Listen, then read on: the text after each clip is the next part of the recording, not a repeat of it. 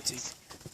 So the valley of, feeding 5,000, basically words out, and Jesus is going around and he's creating miracles and he's telling stories and he's healing the brokenhearted, things of that nature. Well, words out and people are starting to follow him to the tune of about 5,000 for this particular event.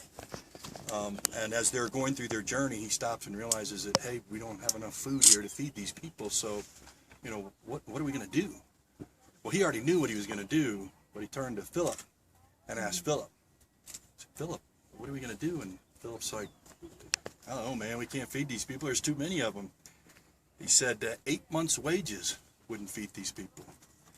And the disciples chirped up and said, you know, maybe we need to send them back and have them fend for themselves. They can find their own food. Jesus said, no, we're not going to do that. You're going to feed them.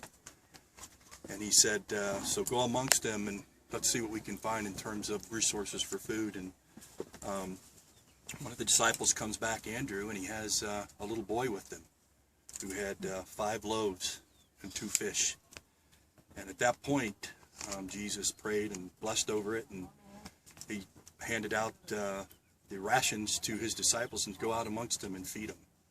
And believe it or not, they all were fed. 5,000 of them were fed till they were full. And after the feeding, he said, bring back the rations. And when he did, they still had 12 baskets of food, or excuse me, fish and bread. So the people started chattering, man, isn't he a prophet, like the great prophet like Moses?